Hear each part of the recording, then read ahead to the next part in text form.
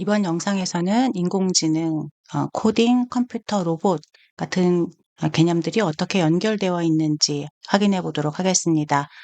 답을 먼저 얘기하면 이것이 다 서로 다른 것이 아니라 다 비슷한 것이다, 다 같은 그룹이다 이렇게 볼 수가 있을 텐데요. 먼저 프로그래밍 코딩이란 컴퓨터에게 일정한 일, 작업, 계산이겠죠? 을 시키기 위한 의사소통이라고 볼 수가 있고, 그래서 코딩은 컴퓨터가 알아들을 수 있는 언어로 일을 지시하는 것, 명령을 입력하는 것이다. 이렇게 말할 수 있겠습니다. 그러면 컴퓨터는 어떤 일을 하는가? 제일 잘하는 거는 계산하는 거와 또 기억하고 저장하는 것입니다. 또 일반 컴퓨터도 10의 12승, 무슨 테라바이트 이상의 저장 용량을 갖는 시대가 됐고, 이것은 크기로 보면은 500페이지 소설을 100만 권 이상 저장할 수 있는 그런 큰 크기라고 합니다. 최근에는 컴퓨터의 계산 능력이 높아지고 또 저장 용량도 커졌음에도 불구하고 다루지 못하는 문제와 저장하기 어려운 데이터가 아직도 존재하기 때문에 컴퓨터가 효율적으로 일하도록 프로그래머가 컴퓨터에게 지시하는 코딩, 프로그래밍은 굉장히 중요한 일이다 할 수 있겠습니다. 그러면 우리가 이제 인공지능, 뭐 노코딩 이런 얘기를 많이 하잖아요. 그러면 인공지능은 코딩이 아닌가, 소프트웨어가 아닌가, 이제 이런 생각을 할 수가 있는데, 이건 앞에서 사실 우리가 인공지능 모델을 이야기하면서 인공지능 모델이, AI 모델이 사실상 소프트웨어다라고 했기 때문에 어느 정도 답이 되었을 것으로 생각을 합니다. 그런데 머신러닝이라는 개념이랑 또 프로그래밍이라는 개념이랑 또 아직도 혼란스러울 수 있기 때문에 이것을 조금 더 이제 정리해 보려고 하는데요. 일반 소프트웨어와 머신러닝에 의해서 학습으로 만든 소프트웨어의 차이는 무엇일까요? 그것은 우리가 이제 어떤 문제를 다루고 있느냐와 좀 관련이 있을 텐데, 우리가 예를 들어서 이런 태스크를 풀고 있습니다. 사진을 보고 이 사진이 이 고양이인지 개인지 구분하는 그런 프로그램을 만들어 보세요. 라고 하면은, 만일에 우리가 사진을 딱 입력받았을 때 고양이하고 개를 어떻게 구분하는지 구체적 절차를 말할 수가 있어요. 예를 들어서 코 사이즈를 본다, 뭐 귀 사이즈를 본다, 입 사이즈를 본다. 그래서 코가 모보다 작고 또는 귀가 집보다 크면 고양이고 그렇지 않으면 개다. 이런 식으로 정확하게 구체적 절차를 기술할 수 있다면 굳이 이 컴퓨팅이 무리가 되는 머신러닝을 사용할 필요가 없습니다.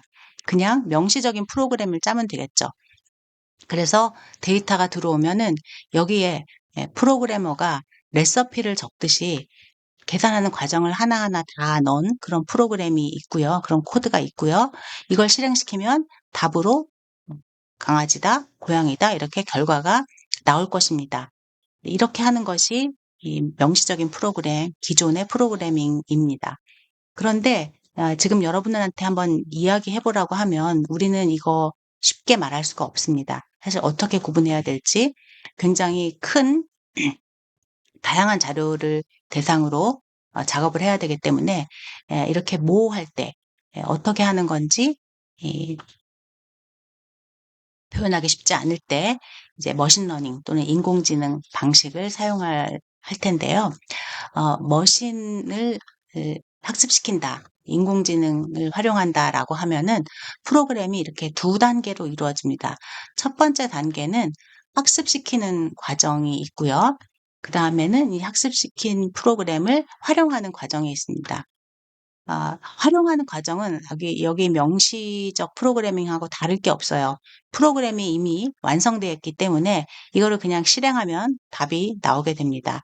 그러면은 학습시키는 과정에서는 어떤 소프트웨어가 돌고 있냐 하면 우리가 결과를 계산하는 식의 형태는 이렇게 줬는데 그 식을 완성하는 숫자를 잘 몰라요. 그 숫자를 모르기 때문에 이 데이터를 가지고 반복적으로 계산을 해서 그 숫자를 잘 찾도록 하는 게 학습입니다. 그래서 예를 들어 고양이 사진을 줬어요.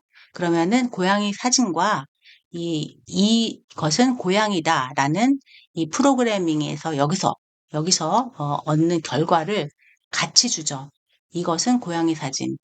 그러면 이 안에서는 어, 프로그램이 이제 고양인지 강아지인지 계산하는 것을 내부적으로 해보는데 잘 못 맞추게 되면은 답은 고양이여야 되는데 지금 자꾸만 강아지가 나오네. 그러면은 이 안에 계산식에 대한 숫자를 스스로 막 바꿔보는 거예요. 그리고 또 다음번 사진을 가지고 또 해보고, 다음번 사진을 가지고 또 해보고, 이 사진과 답을 비교하면서 어떤 식에다가 숫자를 써야 되는지 그 숫자를 여러 번 반복적으로 실행하면서 찾아 나가는 그 과정이 학습이라고 할 수 있겠습니다. 예를 들면 이거하고도 비슷해요. 지금 요게 사람의 모델이라고 했죠. 그러면 사람의 모델을 내가 학습을 하려고 하는데 우리는 재료로 동그라미를 써라. 동그라미, 작은 동그라미, 큰 동그라미 마음대로 써도 돼. 라고 하면 우리가 동그라미를 대충 늘어나 보겠죠. 대충 늘어나 보고 이게 사람 그림하고 사람의 모습하고 비슷한지 비교해 보겠죠. 비교하고 비슷하지 않으면 크기도 바꿔보고 위치도 바꿔볼 거예요. 그 과정을 여러 사람하고 계속 여러 사람의 사진하고 어, 비교하면서 이 과정을 계속 반복한다면 그럴싸하게 사람처럼 보이는 이러한 모델을 완성할 수 있는 것입니다. 이거와 마찬가지로 여기서 우리가 학습을 시킨다라고 하면 이 결과를 내기 위한 전체적인 틀은 있는데 그 안에 구체적인 숫자가 없다. 그 구체적인 숫자를 데이터를 가지고 반복적으로 계산하면서 찾아나가는 과정이 학습이다. 이렇게 보시면 되겠어요. 그러면 학습이 다 끝났다. 학습이 예를 들어서 잘 끝났다고 하면 여기서 결과를 내기 위한 숫자들이 결정됐고 그 숫자들을 활용하면 이제 프로그램이 완성이 되어서 실제로 사용할 수가 있게 되는 거죠. 그럼 완성된 숫자를 가지고 사진이 들어오면 이것은 고양이입니다. 이 사진이 들어오면 이것은 강아지입니다. 이렇게 내줄 수가 있게 되는 것입니다. 자, 이와 같이 어떤 소프트웨어나 장치가 동작할 때 외부에서 데이터를 받아들이는 것을 입력, 그리고 그 결과를 내주는 것을 출력이라고 하는데 이것을 활용해서 우리가 시스템이라는 관점으로 이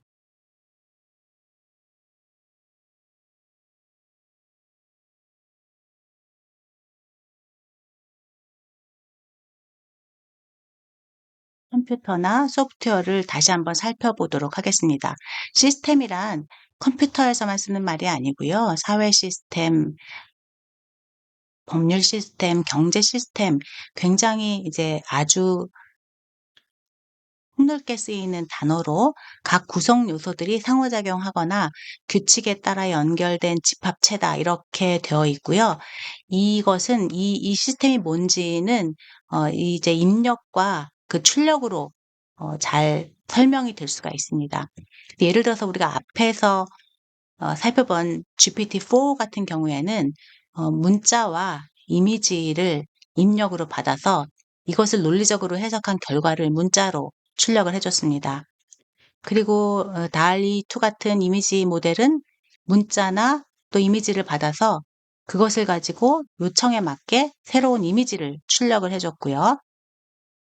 그리고 예를 들어서 우리가 스마트폰에서 쓰는 음성인식 키보드 같은 경우에는 말이 떨리는, 음성이 떨리는 이 스피치 신호, 음성 신호를 넣어주면 이것으로 글씨로 바꿔서, 글자로 바꿔서 출력을 해줍니다. 그리고 자율주행차 같은 경우에는 카메라로 찍은 영상이라든지 또 라이다라는 센서를 통해서 만들어 놓은 3D 지도, 또 거리 등을 입력으로 해가지고 지금 핸들을 우회전해야 될지 좌회전해야 될지 가속 페달을 밟아야 될지 브레이크를 밟아야 될지 이런 것들을 출력을 해서 차를 제어하게 됩니다. 마이크로소프트 워드 같은 소프트웨어는 글자와 이미지를 입력으로 받아서 이것을 이제 문서로 만들고요. 마지막에는 여러 가지 버전으로 할 수 있지만 PDF라는 그런 형식으로 출력을 해주기도 합니다. 그리고 우리가 사용하는 계산기 같은 경우에는 숫자들을 넣어서요. 계산을 하고 숫자를 출력하는 이러한 구조로 되어 있습니다. 그래서 보면 이 시스템, 소프트웨어나 또 기계 장치가 되겠죠. 이게 지능적인가 아닌가라는 거는 요 입력에 대해서 어떤 출력이 나가는지를 보고서도 어느 정도 결정할 수가 있을 것입니다. 요 입력에 대해서 출력이 너무 단순하고 매번 똑같다. 그러면 얘는 지능적인 시스템이라고 할 수가 없고, 이 입력에 대한 출력이 이 마치 지능이 있는 그런 뭐 사람이 할 법한 또는 그보다 잘하는 그런 출력이 만들어진다라고 하면은 지능적인 시스템이다라고 할 수도 있겠죠. 그리고 요 시스템을 살펴보면은 여기는 이제 외부의 입력이 있고 외부로 가는 출력이 있지만, 그 안에는 시스템의 목적에 따라서 더 작은 시스템이 또 다른 입력과 출력으로 이렇게 연결되어 있습니다. 예를 들어서 우리가 2 더하기 3 곱하기 6을 계산한다고 하면은 요 안에는 더하기라는 기능이 있어서, 블록이 있어서 2하고 3을 입력받아서 5를 출력을 할 것이고요. 그 다음에는 곱하기라는 그런 부분이 있어서 5하고 6을 곱해서 30을 출력을 할 것입니다. 이 GPT-4나 다른 DALL-E 같은 복잡한 시스템 안에서는 굉장히 많은 더 작은 시스템이 입력과 출력으로 이렇게 연결되어 있고, 그것이 외부에서 봤을 때 마지막에 최종적으로는 지능적인 작업을 할 수 있는 그런 모델이 된다라는 거를 볼 수가 있겠고요. 그럼 프로그래밍은 이 안에서 뭐 하는 거냐? 인공지능은 코딩을 안 하는 건데, 예를 들어서 사자를 그려줘 하면 사자가 이렇게 나오는 건데, 여기는 코딩이 없는 거 아니냐 하면, 그 안에 이 하나는 예를 들어서 코딩 없이 이용할 수 있다 하더라도, 내가 사자 그림을 배경으로 해서 내 사진도 넣고 내 동생 사진도 넣고 아버지 사진도 넣고 이렇게 뭔가 조금 더 그 입력 한 번, 출력 한 번이 아니라 그것들을 활용해서 조금 더 나아가 다른 응용을 만들기 위해서는 이 입력과 출력을 연결하는 작업이 필요하고요. 프로그래밍은 목적에 따라서 인풋, 아웃풋을 효과적으로 연결해서 더 크고 지능적인 시스템을 만드는 역할을 한다고 할 수 있겠습니다. 그래서 우리가 굉장히 큰 시스템, 사진을 주면 이게 강아지인지 고양이인지 알려주는 그러한 인공지능 모델을 가지고 있다고 하더라도, 그 모델을 또다시 입력과 출력으로 연결해서 더 다른 서비스를 만들어내는 데는 코딩이 필요하다. 이렇게 얘기할 수가 있겠습니다. 다음은 이러한 소프트웨어들이 동작하는 하드웨어, 컴퓨터에 대해서 좀 살펴볼 텐데요. 컴퓨터는 우리가 알고 있는 노트북이나 데스크탑 컴퓨터만 있는 게 아니고 상당히 다양한 컴퓨터가 존재합니다. 그리고 그 다양한 컴퓨터가 가지고 있는 입력과 출력에 따라서 또 그 시스템이 매우 달라 보이기도 하고, 또 지능적인 수준이 다르게 느껴질 수도 있습니다. 자, 한번 살펴보도록 하겠습니다. 먼저 이거는 아주 우리가 많이 보는 데스크탑 컴퓨터, 범용 컴퓨터이죠. 범용 컴퓨터라고 하는 이유는 얘를 뭐 문서 편집에도 쓸 수 있고, 게임에도 쓸 수 있고, 그림 그리기에도 쓸 수 있고, 계산에도 쓸 수 있고, 내가 어떤 소프트웨어를 동작시키느냐에 따라서 그 용도가 굉장히 달라질 수 있기 때문에 이제 범용이라고 하고요. 여기에는 웹캠 같은 이미지를 입력받는 장치, 그리고 글자를 입력받는 키보드, 또 마우스, 이런 것들이 입력 장치로 들어갈 수 있고요. 출력을 내는 데는 모니터에 그림을 보여줄 수도 있고, 프린터로 출력을 할 수도 있고, 소리를 내보낼 수도 있습니다. 그래서 이러한 입력 장치와 출력 장치들이 내부에서 동작하고 있는 소프트웨어의 입력과 출력에 이제 역할을 해줄 수가 있는 거죠. 그런데 이런 것만 컴퓨터가 아니라 사실 얘도 컴퓨터입니다. 지금 지하철 출입 게이트인데요. 여기서는 하나의 소프트웨어가 동작하고 있어요. 비교적 간단하죠. 입력은 IC 카드를 입력을 받을 것이고요. 출력은 뭐가 있나요? 여기 디스플레이 장치가 있고요. 그리고 여기 모니터가 또 있죠. 그래서 뭐 자넷 같은 거를 보여주기도 하고요. 그다음에 뭐 삑 소리가 나기도 하고요. 그런 것도 출력이고, 결정적으로 이 장치는 특별한 출력을 하나 가지고 있는데 바로 요 바죠. 그래서 정상적인 탑승이 인식이 되면은 얘를 브레이크를 풀어서 얘를 돌려주는 그러한 출력이 존재하고 있습니다. 비교적 지능적이진 않아 보이죠.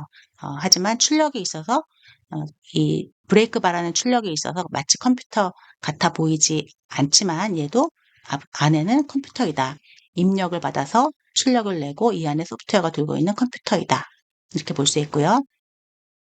얘는 우리 집에서 볼 수 있는 이제 밥솥인데 이것도 마찬가지예요. 얘도 입력 장치들이 있고 뭔가 계산을 해서 출력을 내게 됩니다. 입력 장치로는 버튼 같은 것들이 있죠. 그리고 출력으로는 여기 디스플레이가 있고요. 그리고 뭐 쿠쿠하세요 소리도 나죠. 네, 그런 출력이 있고 또 결정적으로 밥솥이기 때문에 어떤 출력이 있냐면은 여기 온도를 올리고 내리고 그다음에 증기 배출 밸브를 열고 닫고 하는 그런 출력이 있습니다. 이런 것이 있어서 얘가 컴퓨터가 아닌 것처럼 보이지만 얘도 입력과 출력만 조금 다를 뿐이지 이 안에서도 소프트웨어가 동작하고 있고 얘도 기계이다, 얘도 컴퓨터이다, 얘도 머신이다. 똑같이 이렇게 볼 수가 있겠습니다. 자, 사람의 경우에는 입력이 우리가 오감을 사용한다고 하죠. 그래서 시각, 청각, 촉각, 미각, 후각 이렇게 5가지 감각을 활용을 하고 운동기관으로는 팔다리 같은 신체를 움직일 수가 있고요. 눈동자도 돌릴 수가 있고요. 그리고 말소리도 낼 수가 있죠. 그래서 이러한 출력을 가지고 있습니다. 이거 역시 조금은 달라 보이겠지만 정보를 들어와서 내부에서 컴퓨팅이 이루어지고 그 결과를 출력으로 내주는 그러한 컴퓨터 시스템에 비교해 볼 수가 있을 것이고 로봇도 마찬가지죠. 예. 근데 로봇은 그 입력 장치를 보통 우리가 센서라고 부릅니다.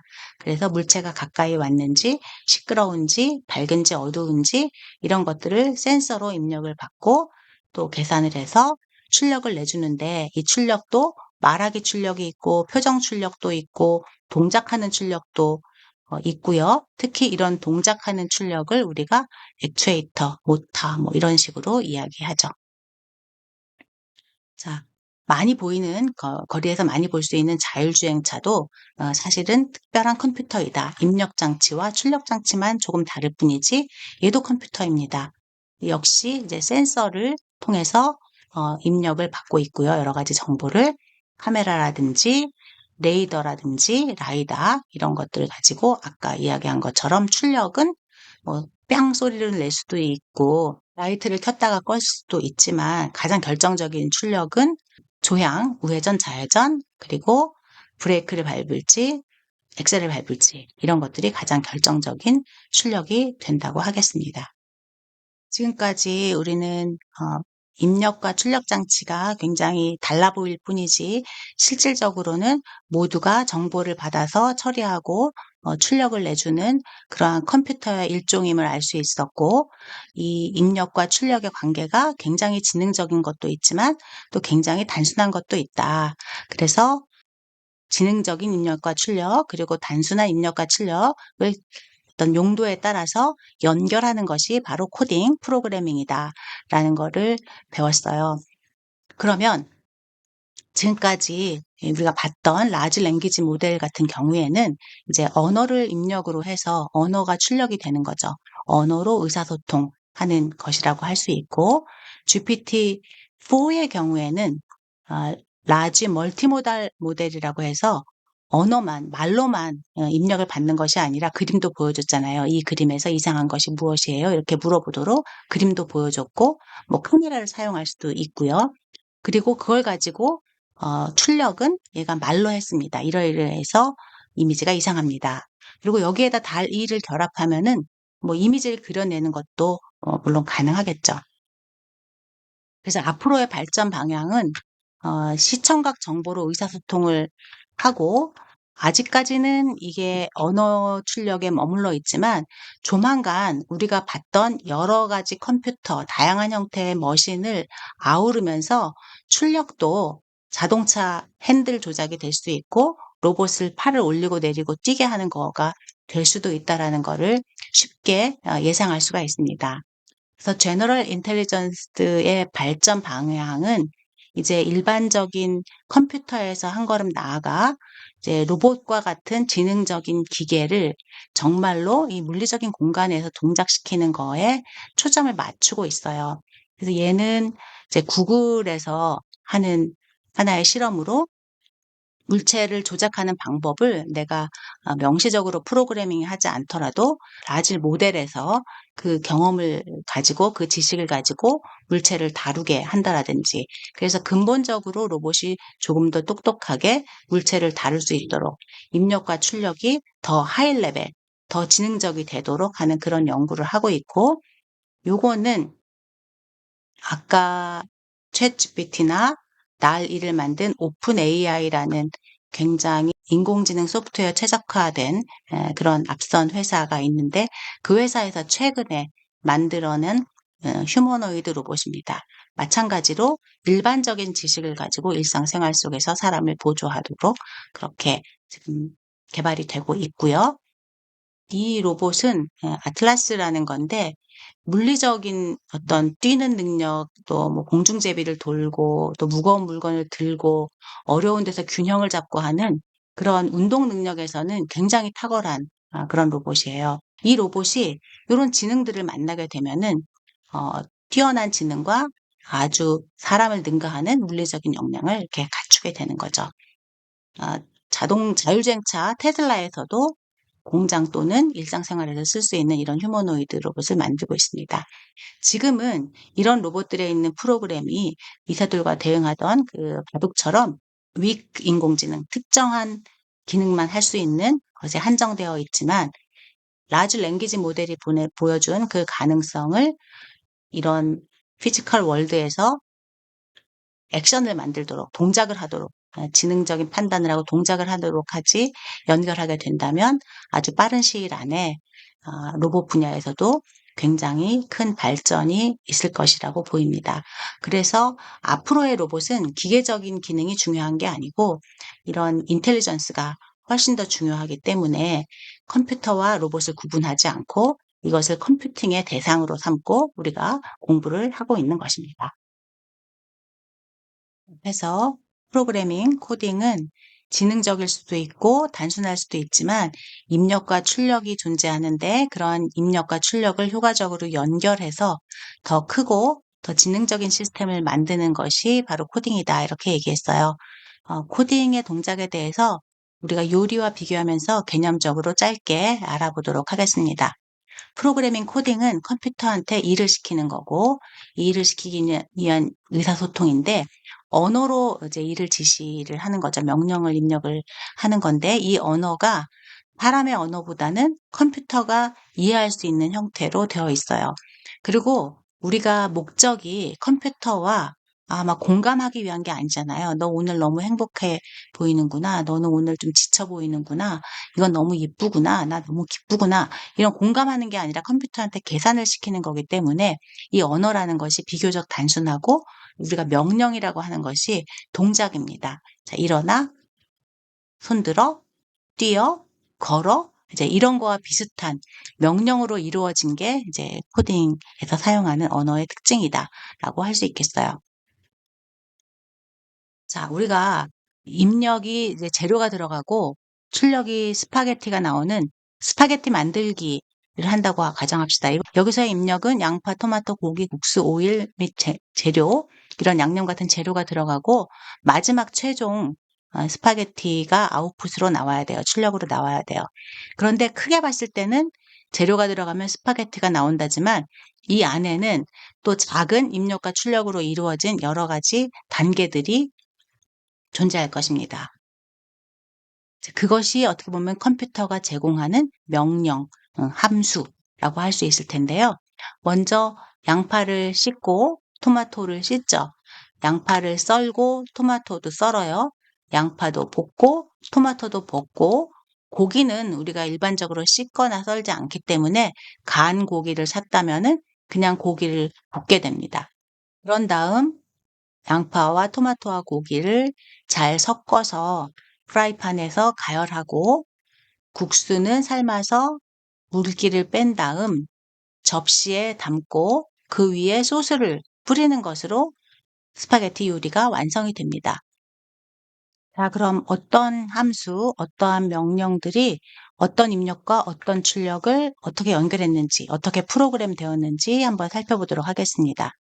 자, 먼저 씻죠. 양파를 씻으면 씻은 양파가 나오겠죠? 그 씻은 양파를 여기서 써는데 이 썰다라는 함수, 썰다라는 명령은 뭐를 입력을 받냐면은 씻은 양파를 입력을 받죠. 그래서 씻은 양파를 입력받아서 썰다는 동작, 썰다는 함수, 썰다는 명령을 실행하고 나면 여기서 썬 양파가 출력으로 나가게 되겠죠. 같은 방법으로 씻은 토마토가 여기서 들어와요. 그럼 시스토마토를 썰면 이번에는 썬 토마토가 출력으로 나가게 됩니다. 얘가 이렇게 바뀌었고 얘가 이렇게 바뀌었겠죠. 그리고 이러한 입력의 출력을 관계를 이렇게 지금까지 익숙했던 블록으로 그릴 수도 있지만 이것을 글로써도 표현할 수가 있습니다. 그래서 예를 들어 씻은 양파를 입력으로 넣고 써세요 라는 약속을 이렇게 해줘요. 썰다 가로 안에다가 그럼 뭘 입력으로 받냐? 씻은 양파 이렇게 넣어주는 게 이 약속이에요. 다음 단계에서는 이제 볶는 건데 볶는 것도 똑같습니다. 네, 처음에 이제 볶다라는 함수, 볶다라는 명령, 볶다라는 블록의 입력으로 위에 있던 썬 양파를 넣어주면 이제 볶은 양파가 출력이 되겠죠. 그리고 썬 토마토가 들어와서 볶다라는 기능을 거치면 볶다라는 명령을 수행하고 나면 볶은 토마토가 될 겁니다.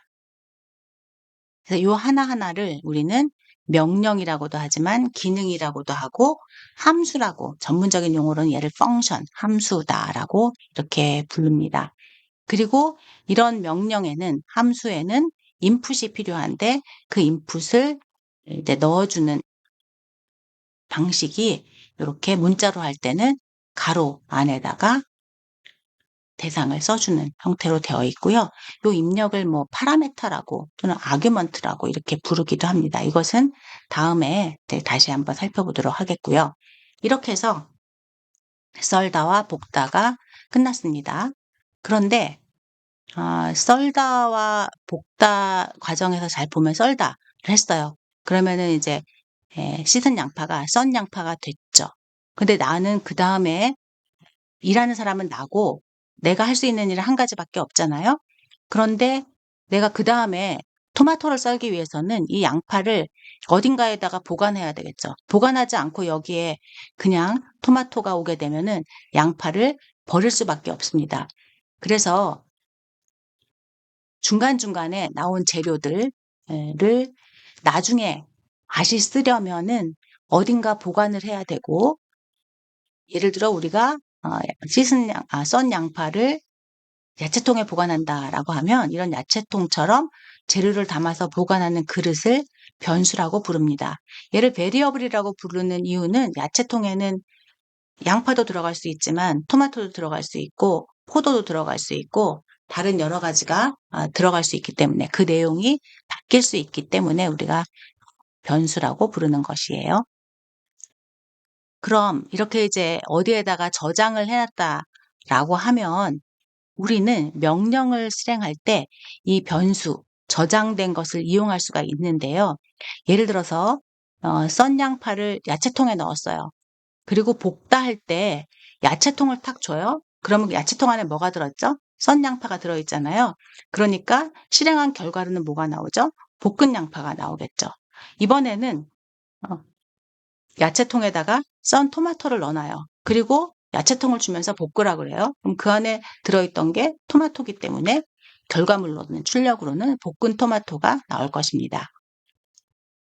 여기서 볼 수 있듯이 우리는 명령을 전달할 때 그 입력으로 직접 재료를 주는 게 아니라 그 재료가 들어있는 통, 변수를 입력으로 전달을 해도 되고요. 그 표현이 똑같죠. 위에서와 아래서가 똑같고 내가 여기다가 무엇을 넣느냐에 따라서 결과물이 달라지기 때문에 이런 부분을 코딩을 효과적으로 하는데 활용할 수가 있게 됩니다. 자, 이 점을 조금 확장해서 이제 정리하면 우리가 어떤 함수, 어떤 명령에다가 입력을 전달하는 방법이 세 가지로 볼 수가 있을 거예요. 첫 번째, 직접 명령을 준다. 볶은 양파 나오겠죠? 두 번째는 변수에다가 저장을 하고 재료를 변수에 저장하고 그 변수를 그냥 입력으로 준다. 그러면 이 안에 들어있는 게 자동으로 출력으로 연결될 수 있다. 세 번째는 이걸 조금 더 확장을 하면은 한 앞에 명령의 결과물을 바로 다음 명령의 입력으로 전달할 수가 있어요. 씻은 양파를 썰어요. 썬 양파가 되겠죠. 썬 양파를 바로 볶다의 입력으로 주면은 어, 이제 썬 양파가 볶아져서 볶은 양파가 되겠죠. 그래서 이렇게 블록을 그냥 쭉쭉 연결하면 여기서 나온 앞 단계에서 출력이 뒤쪽 단계의 입력으로도 활용될 수가 있게 됩니다. 이거를 텍스트로 글로 이렇게 쓰면 볶다에다 뭘 주냐? 썰다 씻은 양파를 준다. 그럼 썰다 씻은 양파가 뭐예요? 씻은 양파를 썬 거니까 썬 양파죠, 요만큼이. 그래서 결국은 썬 양파를 준 거하고 똑같게 되겠죠. 하지만 우리는 이런 표현도 자연스럽게 코딩에서 사용한다. 이런 표현도 자연스럽게 사용한다. 그걸 여러분이 아시면 될 것 같고요. 나머지 과정도 비슷하게 하면 됩니다. 볶은 양파, 볶은 토마토, 볶은 고기를 프라이팬이라는 그릇, 프라이팬이라는 변수에다가 저장을 하고 그 안에 있는 내용을 섞어서 다시 프라이팬에다 저장을 해 놓으면 프라이팬의 내용이 이제 소스가 되겠죠. 그 다음에 냄비라는 그릇에다가 또 국수랑 물이라는 재료를 한꺼번에 더해서 넣습니다. 그리고 은색 냄비를 끓여라. 이것도 변수를 주고 끓여라고 하면은 변수 안에 있는 내용이 결국은 끓게 되겠죠. 그래서 익은 국수와 끓인 물이 되고 여기서 은색 냄비를 새로운 그릇에 담아요. 그러면은 은색 냄비는 물과 국수를 다 같이 담을 수 있는 그릇이었지만 거름망은 물을 담을 수 없는 그릇이에요. 그러면 서로 다른 그릇에 담는 것으로써 그 재료가 바뀝니다. 자료형이 변경될 수도 있다. 이런 개념도 그냥 한번 나중에 비유할 수 있도록 들어만 두시면 될 것 같고요. 그럼 마지막에 이제 접시라는 변수에 거름망을 담아요. 이게 무슨 뜻이에요? 거름망에는 지금 뭐가 있죠? 삶은 국수가 있잖아요. 그럼 국수가 접시에 담기게 되고 접시에 있는 내용과 또 프라이팬에 있는 내용 이거죠. 이거를 합쳐서 다시 접시에 담는다. 결국은 프라이팬에 있는 내용이 여기 안에 추가가 되겠죠. 이렇게 해서 접시 안에는 지금 마지막 출력물인 스파게티가 이렇게 놓이게 되는 것입니다. 이런 식으로 단계를 지나가면서 재료가 이렇게 가공이 돼서 마지막 우리의 최종 결과물, 최종 출력물에 가깝게 이렇게 변경돼 가는 그런 절차를 쭉 따라가는 게 그런 절차를 기술한 게 프로그램이다 라고 생각하시면 되겠습니다. 여기서 이제 변수의 개념은 했고요. 그 다음에 코딩에서 꼭 또 여러분이 알아야 될 게 조건과 반복. 이 두 가지가 굉장히 중요합니다. 왜냐하면은 이렇게 이제 말로 하나하나 할 텐데 모든 재료를 똑같이 다루는 게 아니기 때문에 양파하고 토마토는 씻고 썰고 볶고를 하지만 재료 중에 얘가 고기가 들어왔다라고 하면 고기는 씻고 썰고를 하지 말고 볶기만 해야 되겠죠. 그래서 조건에 따라서 어떤 조건에선 이렇게 하고 다른 조건에선 이렇게 해라라는 그러한 방법을 약속을 가지고 있어요. 또 한 가지 프로그래밍 언어, 코딩 언어가 가지고 있는 약속 중에 반복이라는 것이 있습니다. 만일에 우리가 지금 썰다라는 함수를 더 잘게 쪼개서 그 안으로 들어가서 행동 하나하나를 이제 지정한다고 보면 여기는 엄마 칼 올리세요. 오른쪽으로 5mm 이동하세요. 다시 칼 내리세요. 다시 칼을 올리세요. 오른쪽으로 5mm 이동하고 다시 칼을 내리세요. 이거를 계속 해야 되겠죠. 이거를 제가 계속 이렇게 말을 해준다는 것은 어, 아주 비효율적이죠. 그래서 약속에 의해서 요거 10번 하세요. 이렇게 반복을 정할 수도 있고요. 횟수로 정할 수도 있고 또 한 가지는 재료가 남아있을 때까지 이제 5mm 이상 남아있는 동안에는 계속 이렇게 칼을 올리고 칼을 내리는 걸 반복해라. 이런 식으로 지정을 할 수도 있습니다. 그래서 이거 조건과 반복이 프로그래밍 언어가 갖고 있는 특별한 약속이다. 그걸 또 알고 계셔야 될 것 같고요. 자, 이제 마지막입니다. 우리가 코딩을 배울 때 핵심적으로 확인해야 될 거, 어떤 재료를 쓰고 있냐. 요리에서 지금 야채, 국수 이런 거 되냐. 마찬가지로 코딩에서는 그 재료가 숫자, 크기가 있는 거죠. 덧셈, 뺄셈, 나눗셈 할 수 있는 숫자, 그다음에 글자, 그리고 맞다, 틀리다. 그리고 뭐 사진 같은 것들이 이제 재료가 될 수 있습니다. 그리고 변수는 이런 재료를 담아놓는 그릇이라고 했어요.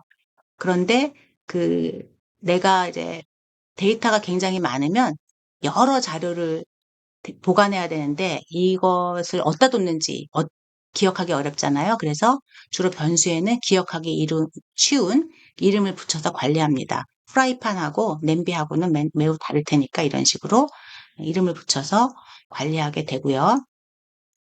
그 다음에 기본적으로 제공되는 기능, 함수, 뭐 예를 들면 덧셈 뺄셈 같은 연산이나 그다음에 문자를 다룰 때는 문자를 붙여서 안녕하세요, 반갑습니다. 두 개의 문장이 있으면 그거를 하나의 문장으로 만든다라든지 이제 그러한 재료에 적합한 재료에 최적화된 그런 명령들이 존재하고 있고 이것을 이용해서 나만의 명령을 이제 만들어낼 수도 있어요. 여러분들이 코딩을 공부한다고 하면 이 언어에서는 어떤 자료형을 제공하나? 그리고 변수 이름 지을 때 주의할 점은 없나? 그다음에 조건과 반복은 어떻게 표현하고 어떤 약속으로 되어 있나? 이 정도를 알면은 모든 언어가 다 공통적으로 가지고 있는 부분이기 때문에 아주 기본적인 로직은 완성할 수 있다고 보여집니다. 그에서 한 발짝 더 나아가서 나만의 명령을 만드는 방법이라든지 여러 개 자료를 한꺼번에 처리하는 방법이라든지 이런 것으로 이렇게 발전된 개념을 적용할 수 있지만 변수, 조건, 반복만 알고 거기서 적절한 함수를 사용할 수 있다 하더라도 기본적인 프로그램을 할 수 있다. 그리고 최근에 인공지능의 발달로 함수 하나하나가 굉장히 고차원적인 입력을 하나 넣어주면 이걸 자세한 처리를 내가 다 하지 않더라도 여기서 이것은 사진을 하나 넣어주니까 이것은 강아지입니다라고 이렇게 계산이 고차원적인 계산이 돼서 나오는 그러한 시대이기 때문에 이것들을 연결하는 코드는 간단한 방법으로도 작성할 수가 있을 것으로 기대된다. 여러분들이 이 정도 알면 좋을 것 같고요. 나머지 부분은 또 이제 실습을 통해서 진행을 하도록 하겠습니다. 수고하셨습니다.